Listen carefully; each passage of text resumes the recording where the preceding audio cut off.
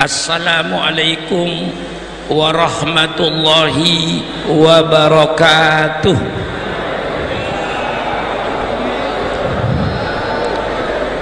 Bismillahirrahmanirrahim. Alhamdulillahi rabbil alamin. Wassalatu wassalamu ala asrafil anbiya'i wal mursalin, Sayyidina wa habibina wa syafi'ina wa maulana Muhammad wa ala alihi wa ashabihi ajma'in. Subhanaka la ilma lana illa ma 'allamtana innaka antal alimul hakim. La haula wa la quwwata illa billahil aliyil azim. Amma ba'du. Para alim ulama, Al-Mukarram Kiai Munawir Asli, Al-Mukarram Habib Hasan Haikal, dan para ulama-ulama lainnya, wabil khusus kepada murabbi ma'had Al-Mukarram Kiai Amin Nur, Al-Mukarram Kiai Nurul Anwar, yang sekarang sedang diuji oleh Allah dengan penyakitnya. Mari kita bacakan Fatihah biniyatis syifa. Mudah-mudahan Allah kembalikan kesehatannya, dapat menjalankan kewajibannya sebagaimana mestinya. Al-Fatihatu biniyatil qabul wa tamami kulli su'lin wa ma'mul wa ala kulli niyatin salihah wa ila hadratin nabiyil mustafa Muhammadin sallallahu alaihi wasallam. Al-Fatihah. A'udzu billahi minasyaitonir rajim. Bismillahirrahmanirrahim. Alhamdulillahi rabbil alamin, arrahmanir rahim, maliki yaumiddin. Iyyaka na'budu wa iyyaka nasta'in. Ihdinas siratal mustaqim, siratal ladzina an'amta 'alaihim ghairil maghdubi 'alaihim waladdallin. Amin. Hadirin sekalian yang berbahagia, marilah kita bersyukur kepada Allah Subhanahu wa taala. Pada hari ini kita dapat berkumpul untuk mengagungkan, untuk memuliakan junjungan kita Nabi besar Muhammad sallallahu alaihi wasallam. Qul bi fadlillah wa bi rahmatihi fabidzalika falyafrahu. Katakanlah oleh engkau Muhammad, dengan karunia Allah, dengan rahmat Allah, hendaknya dengan yang sedemikian itu kalian seluruhnya bergembira.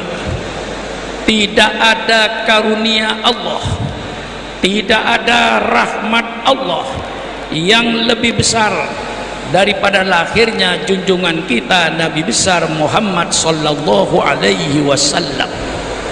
Oleh sebab itu kita kumpul bergembira di Pondok Pesantren At-Taqwa di bawah pimpinan Al-Mukarram guru kita Kiai Haji Amin, untuk menampakkan kegembiraan kita, kesyukuran kita kepada Allah dengan dilahirkan junjungan kita Nabi besar Muhammad SAW yang membawa agama Allah, agama Islam. Saya kasih pengertian pada saudara bahwa Islam ini agama Allah. Dengan Islam inilah diutus para rasul, yang diceritakan dalam Al-Quran 25 rasul, yang sebenarnya masih ratusan para nabi yang tidak diceritakan oleh Al-Quran, yang seluruhnya ini membawa Islam. Nabi Adam membawa Islam, Nabi Ibrahim membawa Islam, Nabi Nuh membawa Islam, seluruh para nabi. Nabi Isa Yesus Kristus membawa Islam. Nabi Muhammad tidak ada bedanya, membawa Islam. Islam ini agama Allah. Maka para rasul tugasnya semuanya sama. Nabi Adam mengajak umatnya beriman kepada Allah, sujud kepada Allah, bukan sujud kepada Nabi Adam.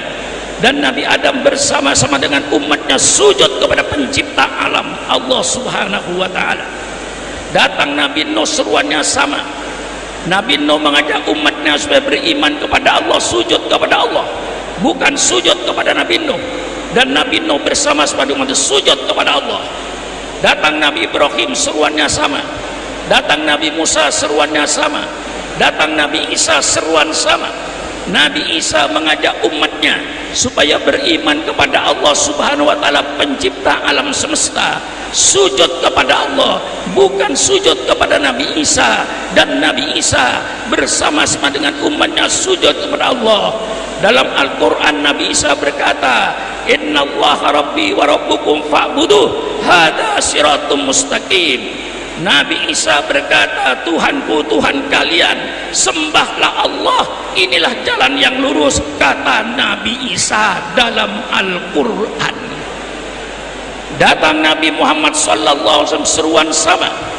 Nabi Muhammad mengajak umatnya beriman kepada sujud kepada Allah, bukan sujud kepada Nabi Muhammad. Dan Nabi Muhammad bersama-sama umatnya sujud kepada Allah. Ini agama Islam al-mabni ala tauhid, agama Islam yang dibangun di atas kalimat tauhid. Yang pernah saya katakan, apa perbedaannya? Tidak ada perbedaan, hanya syariat Allah diturunkan oleh Allah tidak sekaligus, dicicil oleh Allah subhanahu wa ta'ala. Al-Quran pun tidak sekaligus. 23 tahun Al-Quran itu diturunkan. Setiap tahun sampai 23 tahun turun semuanya. Maka Nabi sebagai Nabi penutup dengan kitab suci Al-Quran yang menghilangkan dan menghapus kitab-kitab sebelumnya. Menurut ajaran Islam, semua kitab sebelumnya ditarik oleh Allah. Saudara mau mencari kitab Taurat yang asli, ke pojokan bumi tidak akan ketemu. Saudara mau mencari kitab Injil yang asli, ke pojokan bumi tidak ketemu. Ketemu saudara Bible sebanyak 500 manuskrip di Eropa. Saudara menjumpai kitab Injil sebanyak 5, itu urusan mereka. 4 Injil yang boleh dibaca oleh gereja, 1 Injil yang dilarang, namanya Injil Barnabas. Injil Matius ditulis oleh orang yang bernama Matius. Injil Lukas ditulis oleh orang yang bernama Lukas. Injil Markus ditulis oleh orang yang bernama Markus. Injil Yahya ditulis oleh orang yang bernama Yahya. Injil Barnabas yang dilarang oleh gereja ditulis oleh orang yang bernama Barnabas. Mengapa Injil Barnabas dilarang? Karena isinya hampir mirip dengan kitab suci Al-Quran. Ini menunjukkan ada 5 kitab Injil. Kitab Injil yang kita yakini bukan kitab Injil yang ada di tangan mereka. Yang kita yakin kitab Injil, kitab suci yang firman Allah yang diberikan kepada Nabi Isa, dan bukan perkataan Nabi Isa.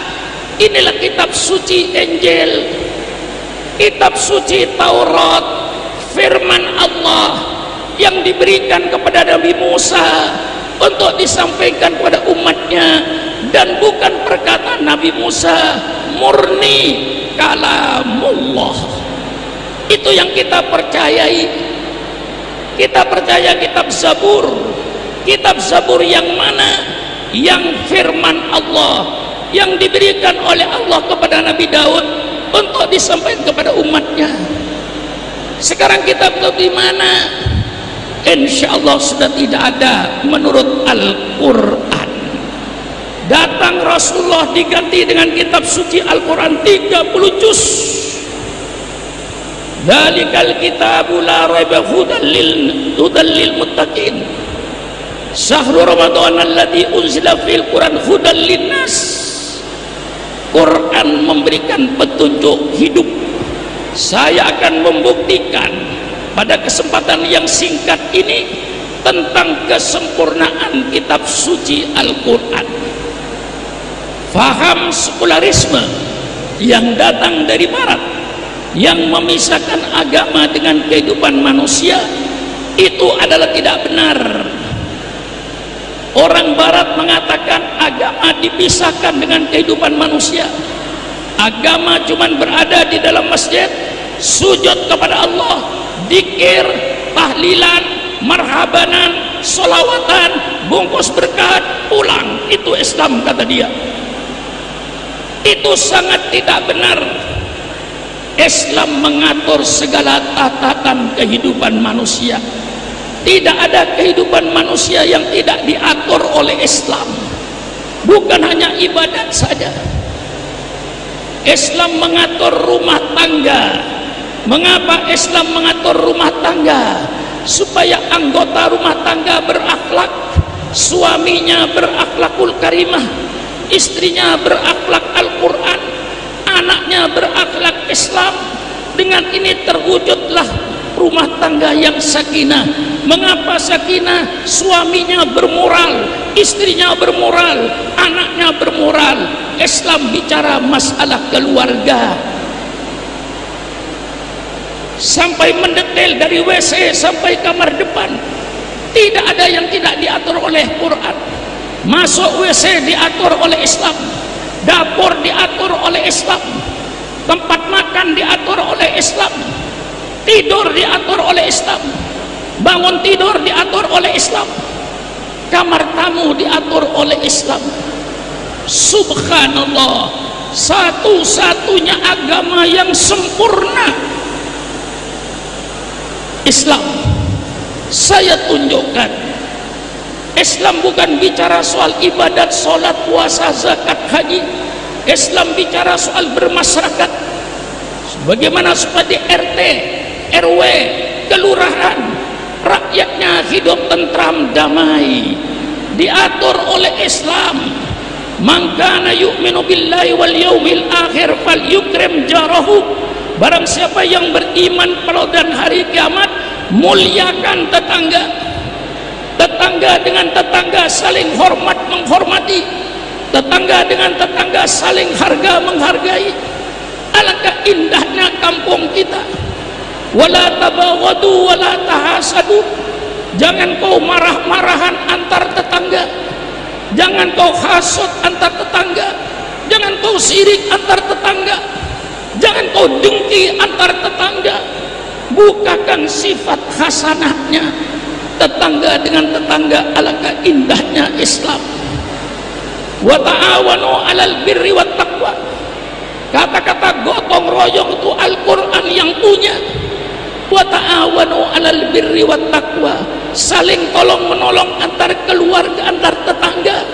Tetangga menjadi surga, kampung menjadi surga apabila syariat Islam diterapkan. Percayalah sama Surat Ma'mun. Islam tidak hanya bicara itu, Islam bicara pertanian. Mengapa Islam bicara pertanian? Supaya petani-petaninya berakhlakul karimah. Jangan nyerobot tanah orang. Kalau panen ingat tetangga fakir miskin, keluarkan zakatnya. Subhanallah, indah Islam itu. Islam mengatur ekonomi. Siapa bilang Islam tidak mengatur ekonomi? Persilakan baca kitab Bulughul Maram, persilakan baca kitab Fathul Qorib, persilakan baca kitab Fathul Mu'in. Mulai babul bai', babul syirkah, babul hawalah, babul qarad, babul salam, tentang pemesanan barang, tentang penanaman modal, tentang koperasi, tentang jual beli, bagaimana akadnya. Seluruhnya dalam Islam lengkap.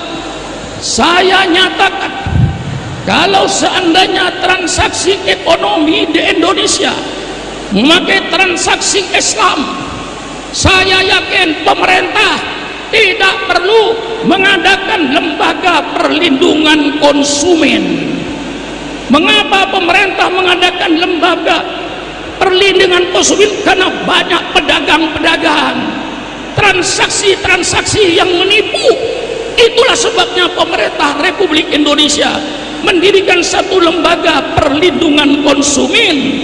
Kalau seandainya jual beli di pasar-pasar, jual beli di toko-toko, dalam syarikat koperasi, di dalam penanaman modal babul korot, babu salam, pemesanan barang, diikuti petunjuk Fathul Qorib, tidak ada penipuan dalam jual beli. Tidak perlu pemerintah bikin lembaga perlindungan konsumen. Kalau transaksi ekonomi pakai Fathul Qorib, pakai Fathul Muin, Syukran Ma'mun bicara. Bagaimana? Paham? Bicara ekonomi Islam, nyatanya ada bank Islam di tengah-tengah percaturan ekonomi global. Islam tampil dengan ekonomi Islamnya, dengan bank syariahnya. Subhanallah. Jadi kalau ada orang berfaham sekularisme dalam Islam, ada profesor doktor berkata bahwa Islam tidak mengatur kehidupan manusia, Islam hanya mengatur ibadat, itu menunjukkan profesor doktor tadi belum mengkaji agama Islam, belum tahu ilmu Islam. Kalau ada kiai ikut-ikutan berfaham sekularisme bahwa agama tidak mengatur kehidupan manusia, hanya mengatur ibadat, menunjukkan kalau kiai itu kiai yang tidak paham agama dan tidak mengerti agama. Pelajari Islam, kaji Islam, kau akan tahu bahwa Islam itu berbicara segala kehidupan manusia. Islam bicara politik. Maaf, yang kita dikadalin bertahun-tahun, rakyat dibodohin. Sebagian mereka berkata politik jahat, politik kotor, supaya masyarakat tidak berpolitik, supaya politik diborong oleh mereka. Dikatakan nipu rakyat, politik jahat, politik kotor. Politik tidak jahat, politik tidak kotor. Yang jahat, yang kotor bukan politik, yang jahat pelaku politik. Politik itu ilmu yang bagus, fardu kifayah menuntut. Karena Imam Ghazali berkata, ilmu handasah teknologi, ilmu kedokteran hukumnya fardu kifayah, termasuk ilmu politik hukumnya fardu kifayah. Saya akan mengklarifikasikan supaya rakyat tidak dibodohin. Apa ilmu politik itu? Ilmu politik itu suatu ilmu yang membahas bagaimana cara mengatur suatu negara. Negara diatur berdasarkan ilmu politik. Karena politik itu penting di tengah-tengah masyarakat, maka pemerintah mengadakan fakultas sosial politik. Kalau politik itu jahat, tolong bubarkan semua fakultas sosial politik. Kalau politik jahat, persilakan semua partai politik bubarkan di Indonesia. Politik tidak jahat, yang jahat pelaku politik, tapi tidak semua. Pelaku politik yang bagus banyak, pelaku politik yang dolim banyak. Saya tanya sama umat Islam di Bekasi, Islam ini bagus apa tidak? Kok nggak rata jawabannya? Islam ini bagus apa tidak? Bagus. Di Bekasi ada nggak orang Islam yang nyolong sepeda motor? Jujur jawabannya, nggak usah malu-malu. Islam itu bagus apa tidak? Di Bekasi ada nggak orang Islam yang nyolong sepeda motor? Jangan bilang banyak, ada gitu loh. Kalau banyak saya tersinggung. Jawabannya sekali lagi ada gitu deh. Jangan aja bilang banyak. Agama Islam bagus apa tidak? Di Bekasi ada orang Islam yang nyolong sepeda motor? Apakah Islam jahat? Apakah Islam jahat? Yang jahat siapa? Orang Islamnya itu yang jahat. Politik bersih, politik ilmu suci. Yang jahat pelaku politik. Rakyat supaya tahu siapa pelaku politik. Pelaku politik mulai dari wali kota, pelaku politik, bupati, pelaku politik, DPRD, pelaku politik, gubernur, pelaku politik, DPRD tingkat 1, pelaku politik, presiden, pelaku politik, gubernur, pelaku politik, DPR pusat, pelaku politik, para menteri, pelaku politik. Itu pelaku politik yang diantara mereka itu banyak yang ngerampok duit rakyat. Berapa ratus bupati yang diam di penjara? Berapa puluh gubernur yang masuk penjara? Berapa ratus anggota DPR yang masuk penjara? Yang jahat bukan politiknya, yang jahat pelaku politiknya. Oleh sebab itu Islam bicara politik. Katakan hari ini judul saya di Pondok Pesantren At-Taqwa itu judul Kiai Supron, politik Al-Quran, politik sunnah Rasulullah, politik yang santun, politik yang sopan. Dulu yang melarang bicara politik itu Belanda. Siapa? Dulu yang melarang kiai jangan bicara politik di masjid, jangan bicara politik di majelis taklim. Yang melarang politik dulu karena Belanda ingin mengabadikan penjajahannya di Indonesia. Dia mau menjajah Indonesia sampai kiamat. Maka kiai tidak boleh bicara politik. Kitab-kitab yang berkenaan dengan politik tidak boleh masuk. Almarhum Kiai Haji Maskur, dulu mantan Menteri Agama yang kebetulan juga mertua saya,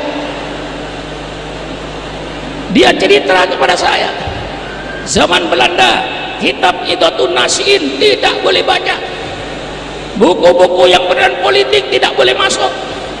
Al-Ahkam As-Sultaniyah, hukum tata negara yang disusun oleh Imam Mawardi tidak boleh masuk.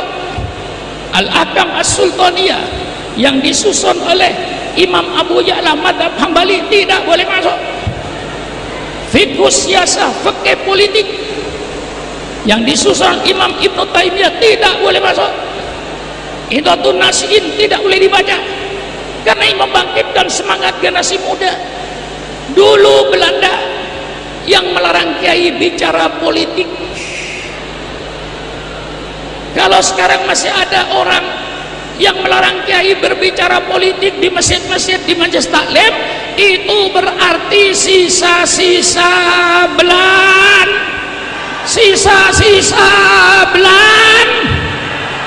Dulu yang melarang kiai bicara politik Belanda putih.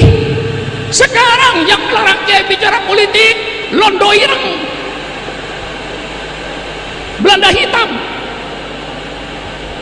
Quran bicara politik, saudara dikibulin, dikadalin bertahun-tahun, seolah-olah politik kayak penyakit lepra yang harus dijauhi. Kiai dikadalin, politik kotor, politik jahat. Kiai bersih, kiai suci, jangan menjauhi politik. Itu pengkadalan umat. Tegas saya sampaikan sekarang. Maka kalau para ulama cinta sama NKRI, cinta sama Pancasila, cinta sama Undang-Undang 45, selamatkan NKRI. persilakan bicara politik kiai di masjid taklim, bicara politik, tapi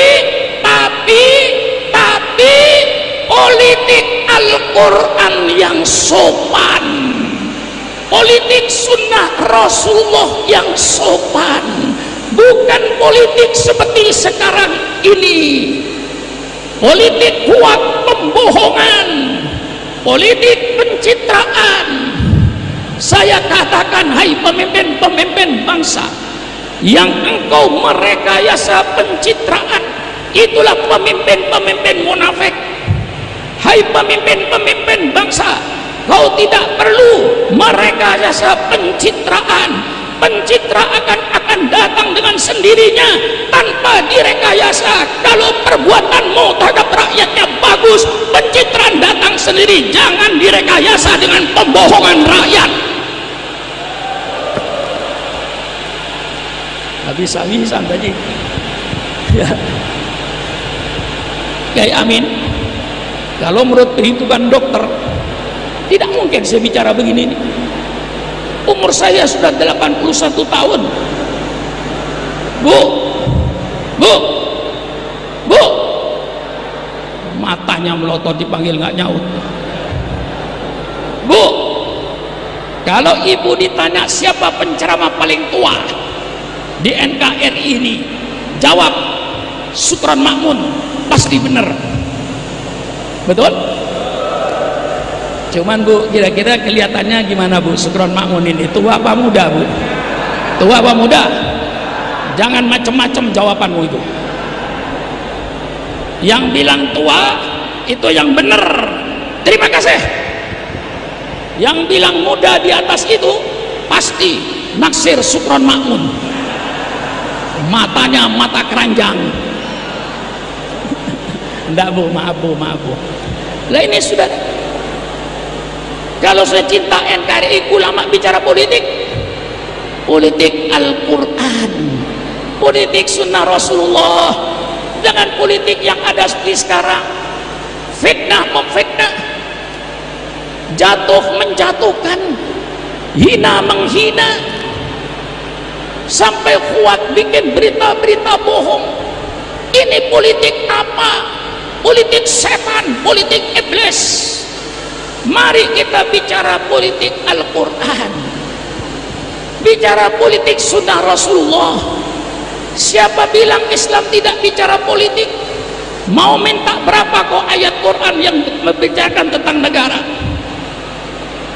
Semua bicara baldatun thayyibatun wa rabbun ghafur, negara yang baik, negara yang sejahtera, negara yang aman, negara yang damai, negara yang sejahtera. Tidak ada rakyat kelaparan, hidupnya aman tenang.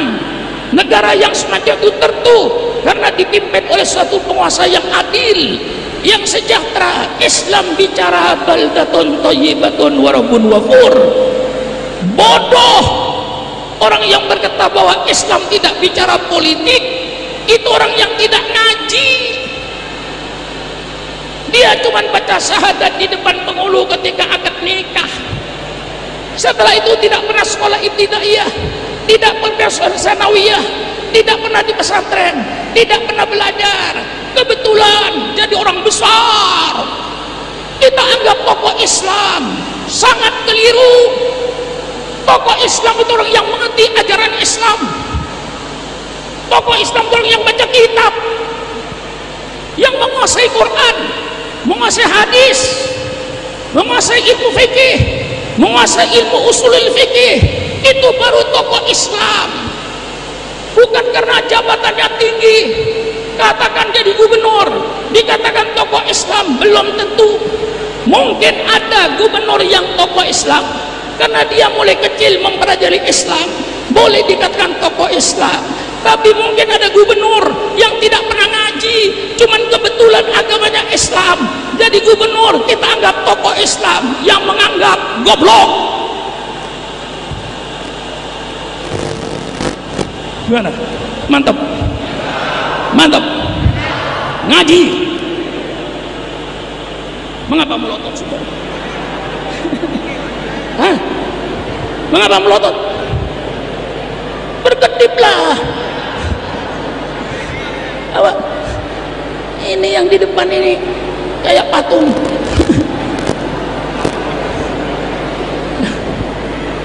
Kaget. Saya ini bicara apa adanya supaya kita tidak dikadali.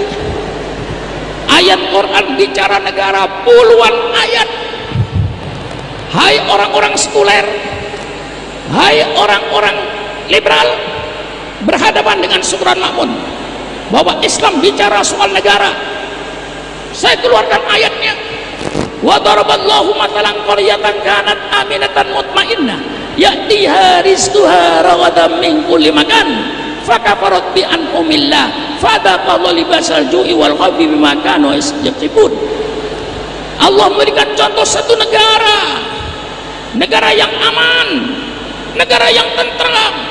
Tentu negara yang aman dan tentram karena keadilan, yang sejahtera, datang rezekinya dari segala penjuru, berlimpah ruah. Tapi penduduknya ingkar kepada kafir. Allah jadikan kenikmatan rezeki tadi kelaparan, Allah tukar dengan kelaparan. Hidup tenang, tentram, aman, Allah ganti dengan hidup ketakutan. Quran bicara negara, Quran bicara negara. Mana buktinya Pak Kiai? Buktinya lau anna ahlal qura amanu wattaqau la fatahna alaihim barakatim minas sama'i wal ard. Seandainya penduduk negeri ini beriman, bertakwa kepada Allah, pasti Allah turunkan keberkahan dari langit. Hujannya hujan berkah, bukan hujan angin puting beliung. Hujan berkah, bukan hujan yang menimbulkan banjir bandang sehingga satu kota habis disapu oleh air. Itu hujan laknat, hujan peringatan dari Allah. Seandainya penduduk negara ini beriman, bertakwa, kami bukakan keberkahan dari bumi. Padinya tumbuh, jagungnya tumbuh, tidak ada kekeringan, rambutannya tumbuh, pepayanya tumbuh, duriannya tumbuh, dukunya tumbuh, seluruhnya berbuah dengan rimbun, rezeki berkah. Seandainya penduduk negeri ini beriman dan bertakwa kepada Allah. Siapa bilang Islam tidak bicara negara? Masih kurang? Bagaimana hancurnya suatu negara? Islam berbicara, idza aradna an nuhlika qaryatan amarna mutrafiha fafasaku fiha faqa 'alaiha al-qawlu fadammarnaha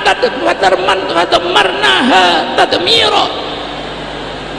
Kalau Allah ingin menghancurkan suatu negara, Allah perintahkan orang-orang yang kaya yang bergelimang dalam kemewahan, kemudian mereka melanggar perintah Allah. Maksiat yang dikerjakan oleh orang-orang yang bergelimang dalam kemewahan, perzinaan, pemabukan, penjudian oleh orang-orang yang bergelimang dengan kekayaan. Saat itulah Allah turunkan azabnya. Dalam tafsir lain ada yang membaca idza aradna an nuhlika qaryatan amarna mutrafiha fafasaku fiha faqa 'alaihil qawlu fadammarnaha tadmira.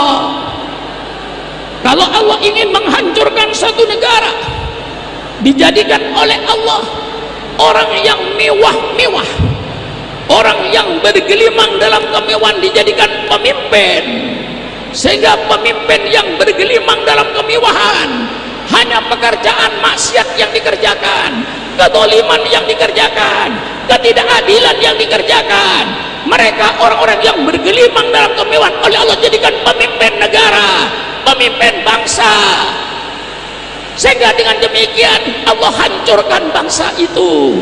Siapa bilang kaum sekuler kalau Islam tidak bicara negara? Persilakan, mari duduk bersama Syukron Makmun satu meja sambil minum kopi, tidak usah emosi. Mari kita bicara Islam, bicara politik apa tidak. Jangan rakyat dibodohin. Politik jahat, politik jahat, politik kayak penyakit lepra, politik kayak penyakit kanker yang harus dijauhi. Padahal politik itu bagus. Ilmu cara mengatur suatu negara itu dengan ilmu politik. Jangan selalu membodohin rakyat. Rakyat yang sudah bodoh tambah dibodohin. Mari rakyat kita cerdaskan. Syukron Makmun sebagai warga negara Republik Indonesia yang beragama Islam, bolehkah Syukron Makmun menyumbangkan pikiran terbaiknya untuk negara? Oh, enggak jawab semua. Mungkin ada yang bilang enggak boleh itu, cuman enggak. Saya ulang sekali lagi supaya tegas. Syukron Makmun sebagai warga negara Republik Indonesia yang beragama Islam, bolehkah Syukron Makmun menyumbangkan pikiran terbaiknya untuk negara? Boleh apa tidak? Pidato saya di Masjid At-Taqwa ini merupakan bantuan Syukron Makmun, pikiran Syukron Makmun untuk negara. Sudah saya sampaikan. Subhanallah, ijma ulama ya, bahwa mendirikan negara ini wajib aklan wa syara'an. Baca kitab Al-Ahkam As-Sultaniyah. Ijma ulama mendirikan negara ini hukumnya wajib aklan wa syara'an, baik menurut hukum akal maupun hukum syariat Islam. Mendirikan negara hukumnya wajib. Mengapa wajib mendirikan negara? Karena dua hal. Pertama, siasatuddin. Yang kedua, siasatud dunya. Pertama, negara ini wajib melindungi agama. Agama lindungi yang baik. Agama jangan dipecah belah. Bikin agama kuat. Dengan agama yang kuat, mental bangsanya akan kuat. Hancur agamanya, hancur mental bangsanya. Alhamdulillah, kita hidup dalam negara Republik Indonesia yang berdasarkan Pancasila, ketuhanan yang Maha Esa. Disitulah pemerintah punya kewajiban jaga agama Islam, jaga agama yang lain, jaga agama Islam. Jangan sampai Islam itu pecah. Bikin Islam yang kuat di Indonesia. Ini sebabnya ulama berkata mendirikan negara hukumnya wajib, karena negara yang akan menjaga dan melindungi agama yang ada. Bagaimana? Hah? Mantap. Pada saya ini sudah setengah bulan nggak tidur, saudara. Malam ini saya nggak tidur. Tadi malam saya datang jam 2 Maulid, jam 3 bangun, berangkat saya ke Cikarang, ke Grand Wisata itu. Saya berangkat dari Grand Wisata tadi subuh Maulid. Saya minta izin pada Tuan Dua, tolong sediakan kamar. Saya ingin tidur walaupun 1 jam. Disediakan kamar saya. Setengah 8 saya masuk kamarnya, setengah 9 saya bangun. Andi cuci berangkat ke sini, belum tidur. Keliling di mana? Di Palembang, belum tidur. Keliling di Samarinda, pagi, sore, Maulid sampai malam.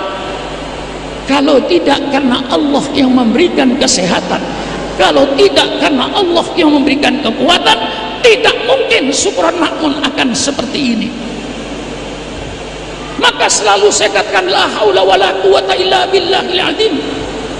Saya katakan selalu ilmu yang saya kemukakan, subhanaka la ilma lana illa ma 'allamtana. Ilmu yang ada di otaknya Syukron Makmun hanya ilmu yang diberikan oleh Allah kepada Syukron Makmun.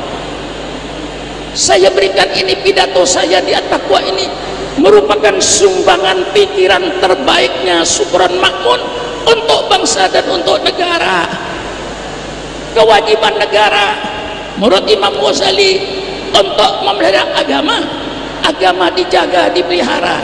Yang kedua, siasatut dunia, agama wajib didirikan untuk mengatur urusan dunianya, urusan pertaniannya, urusan industrinya, urusan perdagangannya, urusan hukumnya, sehingga kita berada dalam negara yang berkeadilan dan sejahtera.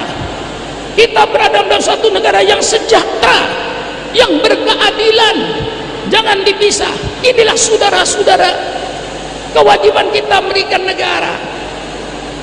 Saya lanjutkan biar tegas. Bagaimana bentuk negara? Bentuk negara tergantung kepada kesepakatan bangsanya. Makana amin amri dinikum fa'iliyah, wa makana min amri dunyakum fa'antum a'lamu bi umuri dunyakum.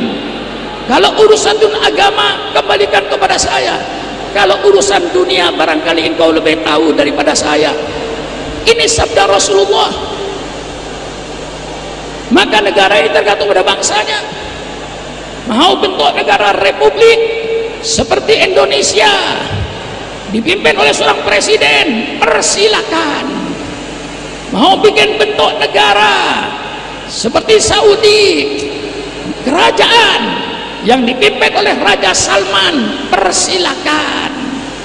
Mau bikin negara yang berbentuk kesultanan dipimpin oleh seorang sultan, persilakan. Mau bikin negara yang berbentuk khilafah yang dipimpin oleh seorang khalifah, persilakan. Itu bentuk-bentuk negara. Hakikatnya khalifah cuma nama, presiden cuma nama, raja cuma nama, sultan pun bukan tinggal nama. Semuanya sultan, raja, presiden, khalifah itu hanya pemimpin negara. Tergantung pada bentuk negaranya. Berbentuk kerajaan dipimpin oleh raja, berbentuk kesultanan dipimpin oleh sultan, berbentuk republik dipimpin oleh presiden, berbentuk khilafah dipimpin oleh khalifah. Khilafah itu tidak salah. Mengapa dilarang di Indonesia? Mengapa dilarang di Indonesia? Karena Indonesia sudah sepakat dengan negara Republik Indonesia.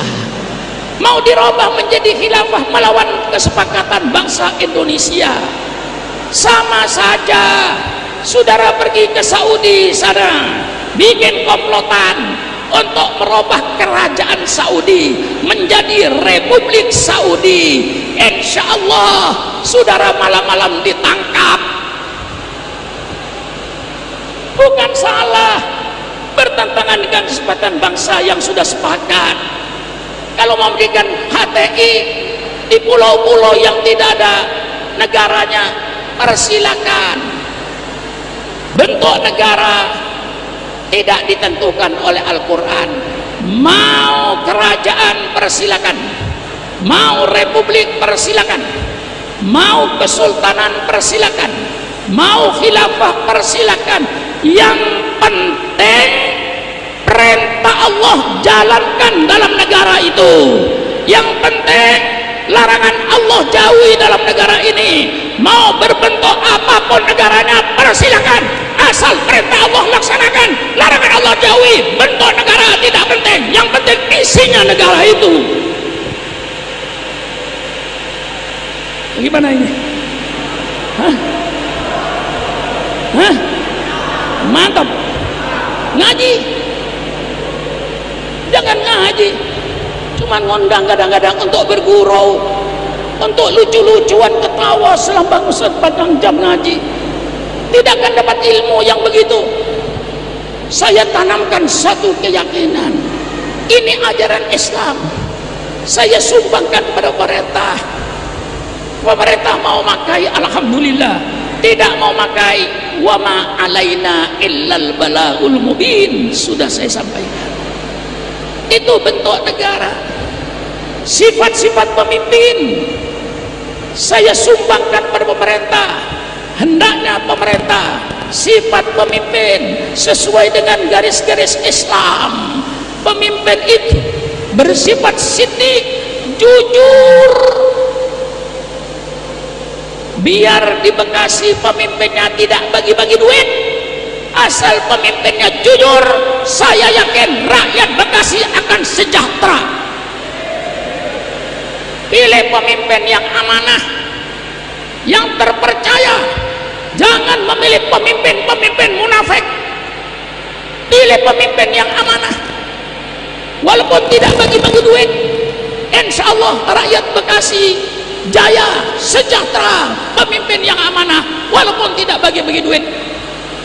Pilih pemimpin yang tabligh, pemimpin yang tidak menyampaikan kebohongan, pemimpin yang menyampaikan kejujuran, yang tidak merekayasa pencitraan. Ini namanya tabligh, menyampaikan kebenaran. Biar pemimpinnya tidak bagi-bagi duit, asal pemimpinnya menyampaikan kebenaran, kejujuran, insya Allah rakyat Bekasi sejahtera. Pilih pemimpin yang fatonah, pemimpin yang cerdas, pemimpin yang punya wawasan. Mau dikemanakan negara itu masa depannya, cari pemimpin yang cerdas. Mengapa cari pemimpin yang cerdas? Kalau rakyatnya dalam kesulitan, kalau pemimpinnya cerdas, pasti pemimpinnya insya Allah bisa mendapatkan jalan untuk mengeluarkan rakyat dari kesulitan. Rakyatnya sulit, pemimpinnya tidak bisa mengeluarkan rakyat dari kesulitan, berarti pemimpinnya tidak cerdas, garis miring, bodoh. Bagaimana? Jelas ya. Saya membuka otak saudara, saya membuka wawasan saudara. Jangan mau dibodohin.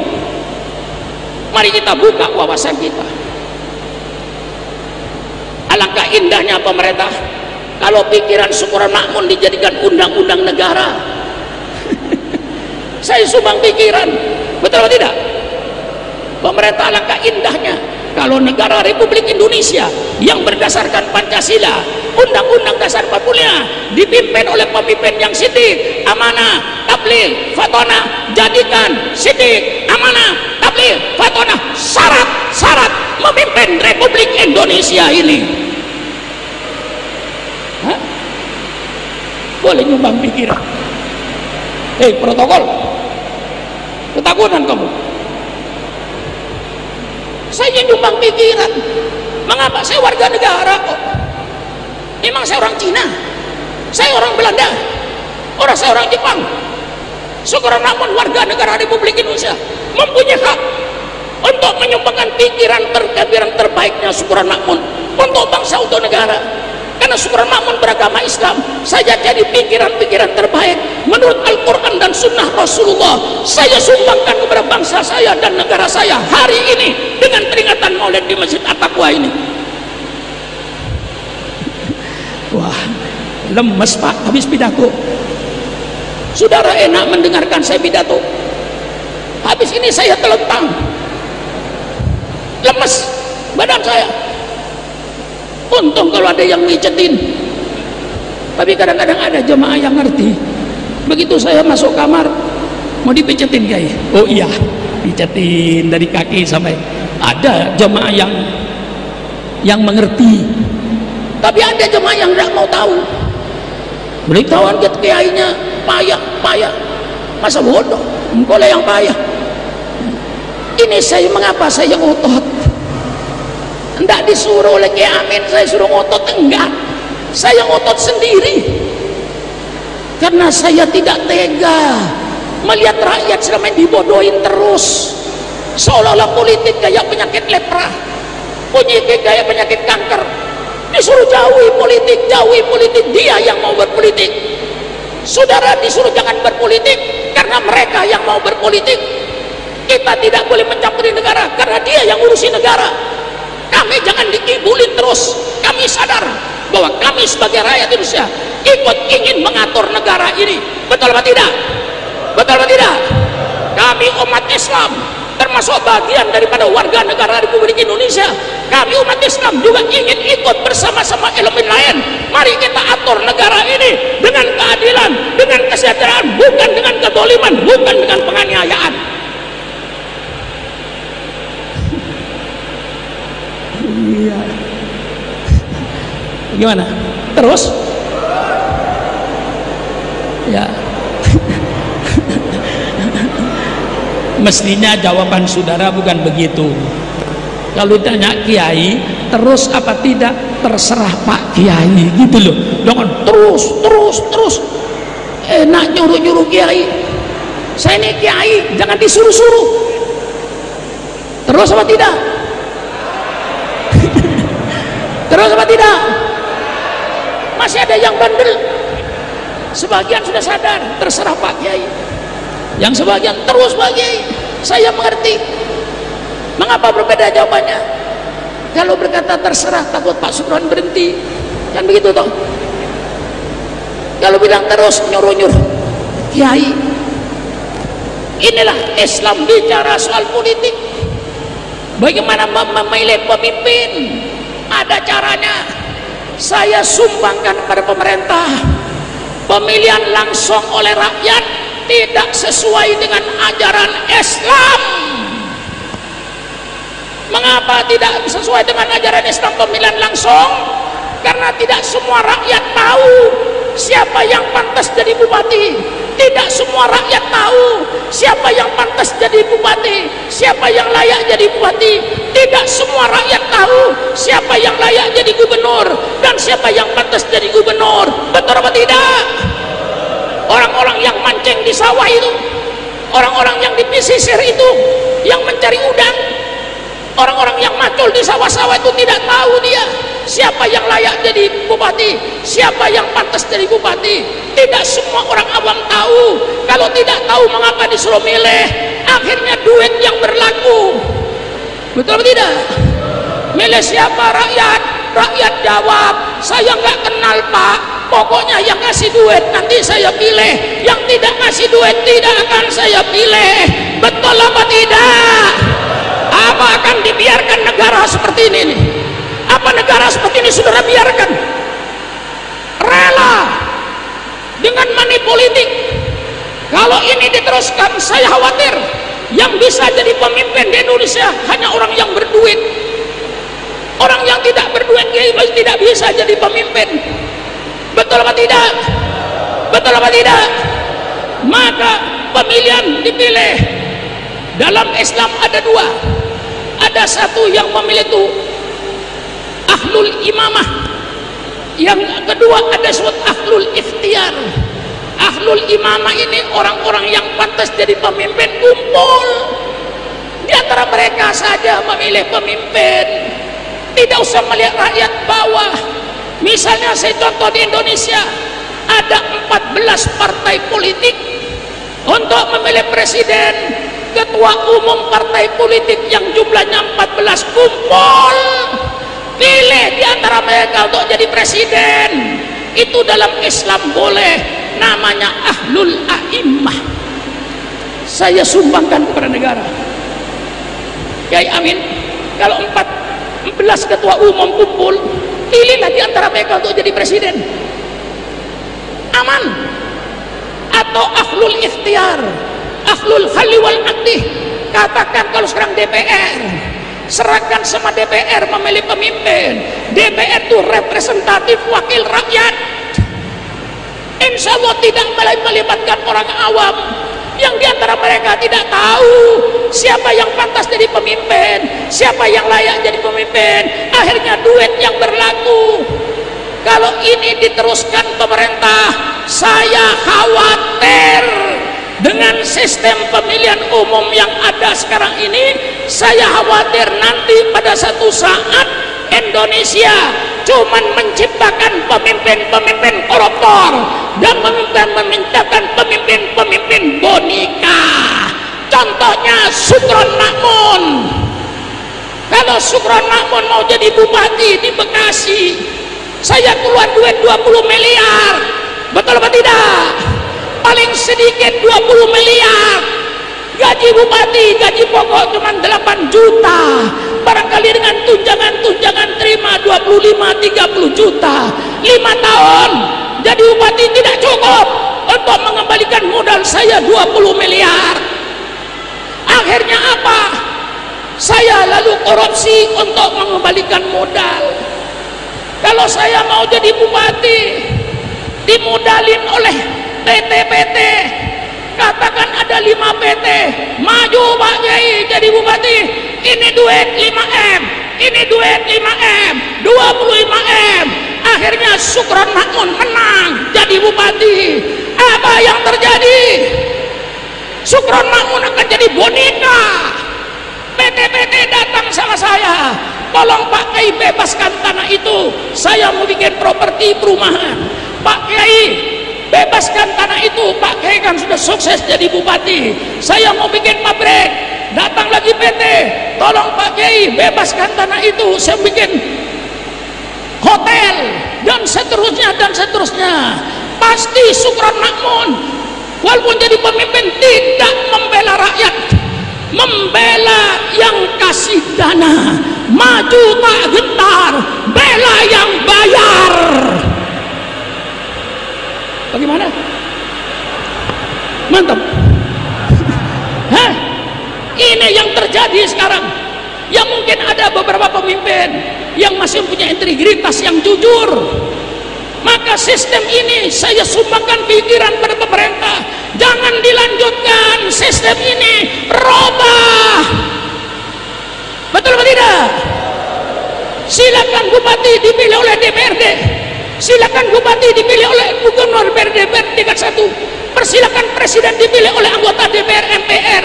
Tidak melibatkan rakyat bawah, insya Allah tidak terjadi money politik. Kalaupun terjadi hanya sebatas anggota DPR. Betul apa tidak?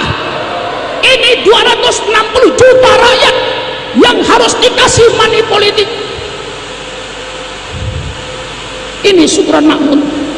Terakhir ya. Terakhir itu belum berarti selesai, saudara. Terakhir itu bisa 2 jam lagi.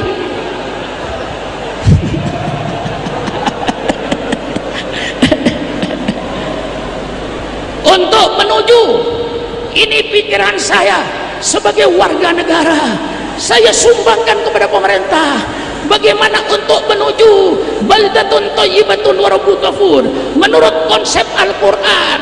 Saya baca ini dalam kitab Revolusi Politik yang dijalankan oleh Umar Ibn Abdul Aziz pada tahun 100 Hijriah. Di sini dia mengadakan satu revolusi politik. Untuk menuju baldatun thayyibatun ada 4 pilar. Pilar yang pertama, musyawarah. Fabima rahmatin minallahi lintalahum walau kunta faddan ghalidan qalbi lam faddu min haulik fa'fu anhum wastaghfir lahum wasawirhum fil amri. Ini ayat jadikan suri teladan. Hai Muhammad, dengan rahmat Allah engkau Muhammad sebagai pemimpin negara lemah lembut kau terhadap rakyatmu. Di samping lemah lembut kau, jangan kau berhati kasar dan berlaku kasar terhadap rakyatnya. Jangan rakyat ditantang. Pemimpin yang menantang rakyat, pemimpin yang tidak benar. Rakyat gak punya senjata, rakyat gak punya apa, mengapa kau tantang? Betul apa tidak? Pemerintah bukan menantang rakyat, pemerintah itu lemah lembut dengan rakyat. Fa'fu anhum, hai pemimpin, hai Muhammad, engkau sebagai pemimpin negara, maafkan rakyatmu yang berdosa, maafkan rakyatmu yang mengkritik engkau sebagai pemimpin Muhammad. Tidak cukup itu Muhammad, wastaghfir lahum, engkau mintakan ampun kepada Allah, mudah-mudahan rakyatnya diampuni oleh Allah. Wasawirhum fil amri, hai Muhammad, bermusyawarahlah kau dengan umatnya.